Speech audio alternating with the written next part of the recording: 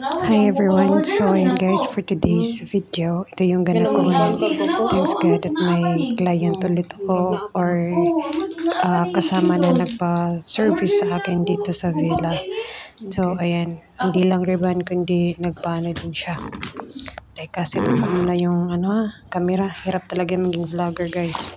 Kailangan mo maghanap ng content, diskarte, lahat. So yun, check ako lang sa inyo kung paano ko siniset up yung camera ko. So na hindi mahulog kasi lagi lang nahuhulog cellphone ko. Next time magbili na ako ng tripod para na talaga yung pag-vlog ko. Char. Ganap na ganap. Inspired by Yashel. O narasis ha? O, di ba mo? Di mo gusto? O, mag-upload ko, mag-update ko. Bisag unsay akong ginabuhat din bisag way lami. Hala, sige, upload. O, mo ni siya guys. Padayon ta sa ato ang atong chika karong adlaw at nagkudkud pugo sa yung tiil kay hubag daw kayo yung tiil niya. Or, pasensya na lang yung boses ko, nag-iba-iba. So, ayun nga, yung paa niya, yung kuko niya sa daliri niya, sa mga paa niya sa, ano ba talaga, kung saan man dyan ni siya pag voice over guys, gahi man dyan kung magtagalog. Ito yung mga kuko sa iyang tiil, kay, nagahubag na daw. So, kailangan ako udkoron. So, mo to, ginakudkud ko, kinuha ko yung mga dead skin niya. So, solid naman yung, worth it naman daw yung pagkakudkud ko sa kanya. Kasi binabad ko na muna yung gamot sa ulo niya. So, tinakpan ko siya para madali yung tawag nito. Mag-absorb yung chemicals ba. So, ayun lang. Ginawa ko yan siya. Kasi naman ako dyan eh. Kumbaga, hindi sa pagmamayabang, kumbaga expert pa. Pero ayun yung sundog kung hindi kayo marunong sa strand ng buhok kasi may mga depende yun sa strand ng buhok eh. So yan, tinakpan ko kasi medyo yung strand ng buhok niya makapal. So nag-umpisa kami dito hapon na kaya kailangan ko siyang i-cover kasi baka vacant lang kasi ako nito eh. So, baka kasi tawagan ako ng coordinator na may duty ako mamayang hapon or gabi kasi yun, pag vacant ka, hindi mo alam kung anong oras ka mag-duty. Kaya, ayun, para mapadali yung namin pag sa service. Tapos, kinalaunan nito, after nito, timing din na may nag-grooving dito, buti na lang. Hindi to nakita yung client ko kasi to siya eh.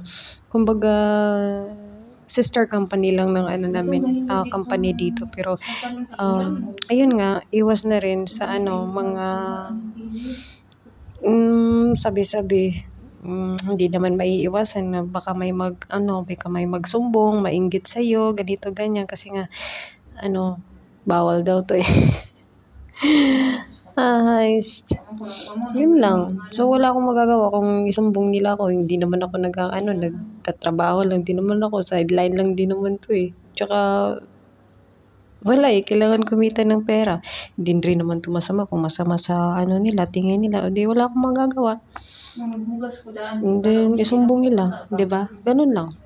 Then, punta ng office eh. Magpapaliwanag. Kung ano yung decision nila, warning or kung wala akong pake. Ako yung taong walang pake guys. Yun lang.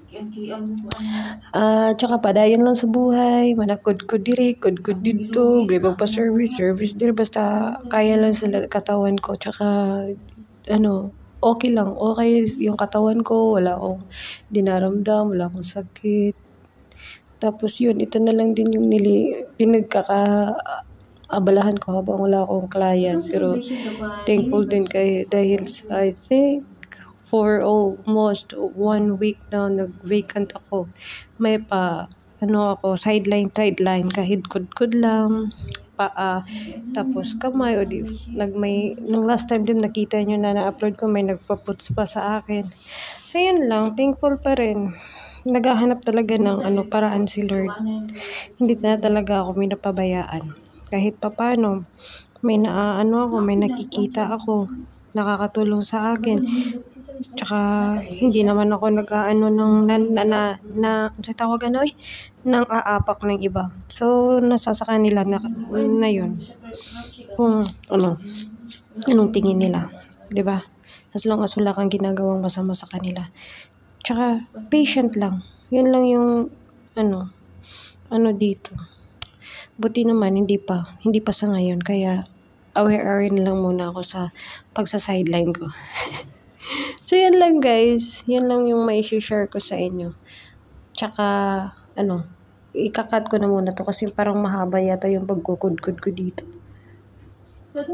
At saka pagpasensyahan nyo na din yung pagpo-voice over ko na minsan bulol, minsan hindi maintindihan kasi hindi ako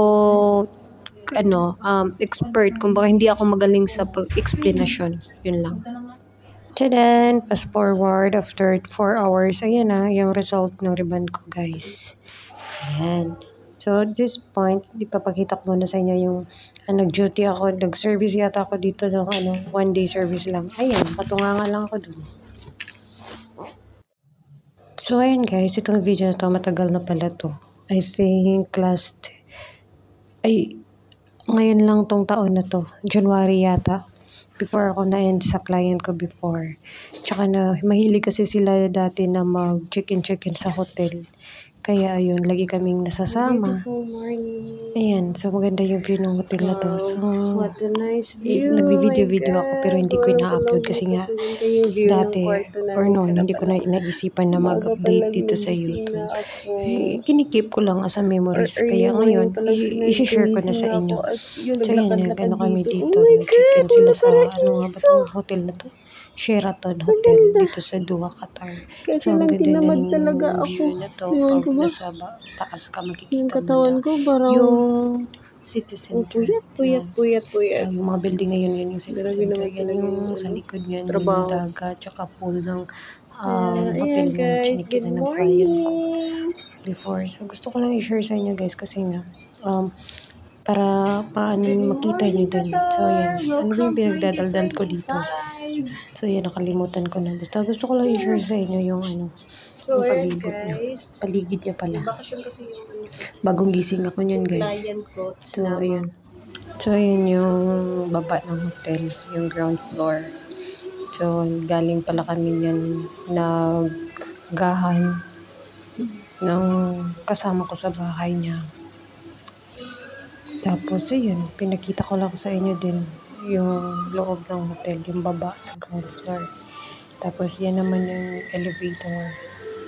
Tapos may nag-ano din dito ano bang tawag nun? Pianista ba yun? Yung babae na nandyan? Or violin ba yun? Ano ba yung instrument na yun? Tsaka yan, maganda yung hotel na to na check-in ng client ko dati. Tapos malapit din siya sa city. Sa tabing dagat din. Ano lang pagka-video ko nito is yung patayo, baka kaya ganito yung pagka-upload ko or pagka-edit ko. Wala sana to sa plano na i-share ko. I-keep ko lang to sana as a memories. Kaya naisipan ko na i-share sa inyo para din kasi ano lang yung videos ngayon. Wala akong magawang video ngayon kaya yung mga ko na lang ng mga video, ina-upload ko na lang dito. Yun lang guys, sa susunod ulit, okay? Abangan nyo yung update ng Kubo ni Leroy next video. Bye!